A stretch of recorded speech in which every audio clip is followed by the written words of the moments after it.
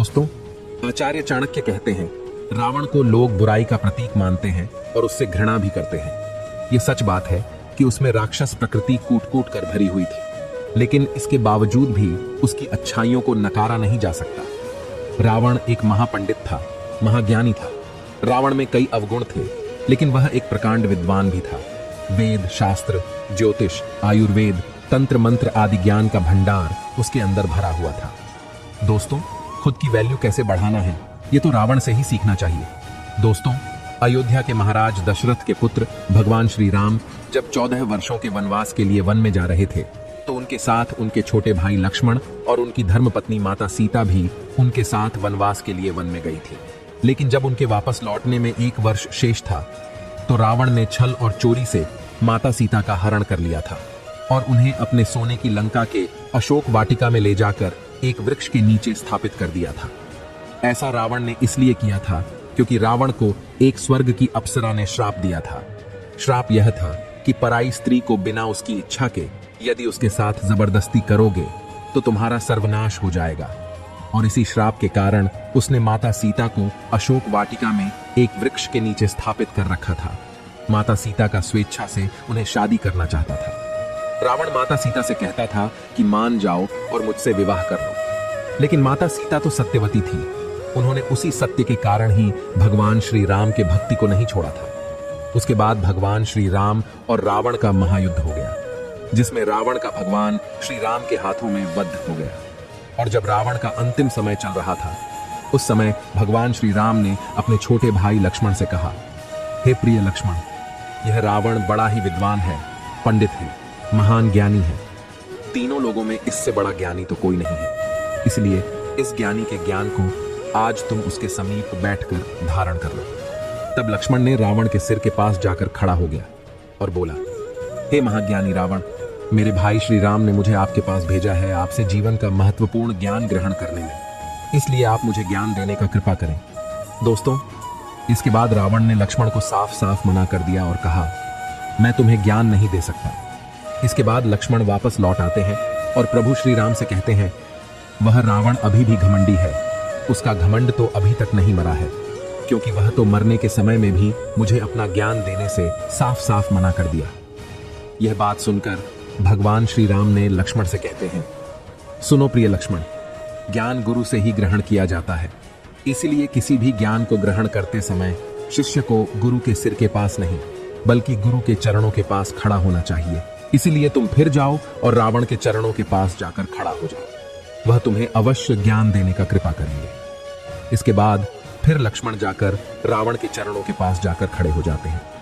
उसके बाद लक्ष्मण को अपने पैरों के पास खड़ा देखकर रावण कहता है, हे लक्ष्मण, धन्य तुम्हारे गुरु, धन्य तुम्हारे माता पिता और धन्य तुम्हारे भ्राता। मरते दम तक मैंने जिसे समझ नहीं पाया वो है इस जगत का पालनहार। इसलिए हे लक्ष्मण, जो पूरे ब्रह्मांड का स्वामी स्वयं नारायण का भाई है, मैं उसे क्या ज्ञान दे सकता हूं। फिर तब रावण ने लक्ष्मण को यह बातें बताई।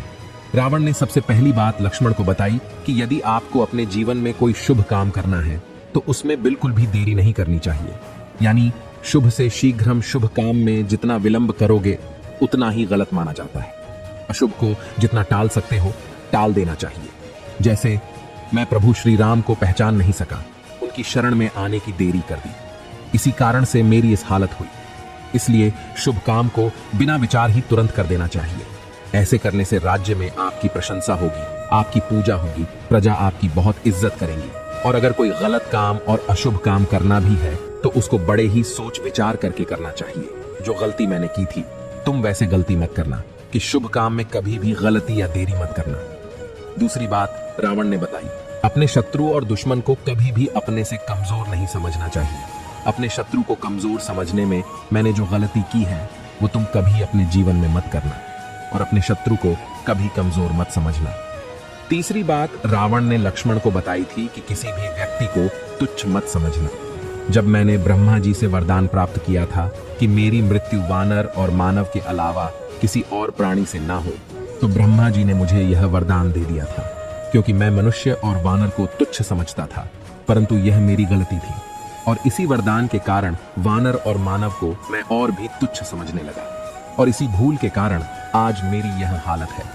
चौथी बात, सदैव अपनी शक्ति को अर्जित करते रहना चाहिए। अपनी शक्ति को कभी खंडित नहीं होने देना चाहिए। अपनी शक्ति को कायम रखना चाहिए, क्योंकि अपनी शक्ति से ही हम इस संसार पर विजय प्राप्त कर सकते हैं। इसलिए अपनी शक्ति को हमेशा कायम रखना चाहिए, क्योंकि जिसके पास शक्ति यानी बहुत ज्यादा ताकत होती है, लोग उसे ही इज्जत करते हैं, उससे ही वैल्यू देते हैं। पांचवी बात, रावण ने लक्ष्मण को बताई, नई नई खोज या नए नए आविष्कार मनुष्य को अपने जीवन में करते रहने चाहिए। मैंने अपने जीवन में कई प्रकार की चीजों का आविष्कार किया है, कई प्रकार की खोज की है। दोस्तों, आपको बता दें कि रावण यहां तक सोच रहा था कि सोने में सुगंध भर दी जाए और स्वर्ग जाने के लिए ही बना दी जाए, लेकिन यह इच्छा उसकी पूरी न हो सकी। इसलिए मनुष्य को निरंतर खोज करते रहना चाहिए।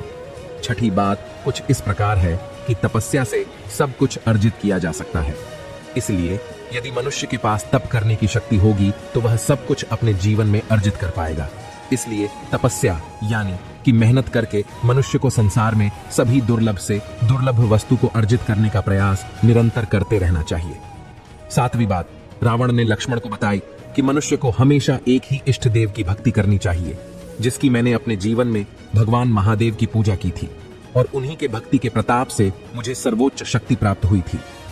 इस प्रकार यदि आप चाहते हैं कि अपने अंदर किसी प्रकार की शक्ति या बल प्राप्त हो, तो आपको भी अपने एक ही इष्ट देव को मानना पड़ेगा।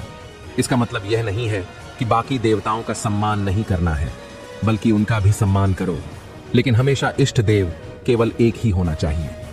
आठवीं बात, रावण ने लक्ष्मण को बताई, मनुष्य को आयुर्वेद, रसायन और अन्य जड़ी बूटियों का ज्ञान भी होना चाहिए, क्योंकि आयुर्वेद एक बड़ा ज्ञान है और जड़ी बूटियों के माध्यम से हम अपना प्राथमिक उपचार और अपनी शारीरिक समस्याओं का निवारण स्वयं ही कर सकते हैं। इस तरह से आयुर्वेद और रसायन का ज्ञान लक्ष्मण को रावण के द्वारा प्राप्त हुआ। नौवीं बात, रावण ने बताई कि मनुष्य को लगन का पक्का होना चाहिए, यानी यदि मनुष्य ने अपने जीवन में कोई लक्ष्य साध लिया है तो उस मनुष्य को किसी भी परिस्थिति में उस लक्ष्य का पीछा नहीं छोड़ना है। यानी कि जिस कार्य को करने का आपने निश्चय कर लिया है, जिस कार्य की मन में लगन लगा ली है, उस कार्य को करने के लिए हमेशा मनुष्य को तत्पर रहना चाहिए। अपनी लगन से कभी भी पीछे नहीं हटना चाहिए।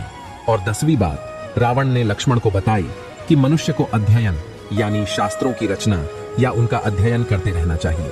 किताबें पढ़ना, किताबें लिखना या कोई अन्य लेखन कार्य निरंतर करते रहना चाहिए। दोस्तों, रावण ने भी अपने जीवन में कई शास्त्रों की और कई ग्रंथों की रचना की थी। वे अद्भुत दिव्य ग्रंथ आज भी इस पृथ्वी पर मौजूद हैं, जिन्हें रावण ने बनाया है, जिसकी रावण संहिता का रचना रावण ने ही की थी। इसके अलावा कई बड़े बड़े धार्मिक ग्रंथों की रचना भी उन्होंने की थी। भगवान शिव का जो सबसे प्रसिद्ध स्तोत्रम है, जिसे शिवतांडव स्तोत्रम भी कहा जाता है, इस दिव्य स्तोत्रम की रचना भी स्वयं रावण ने ही की थी।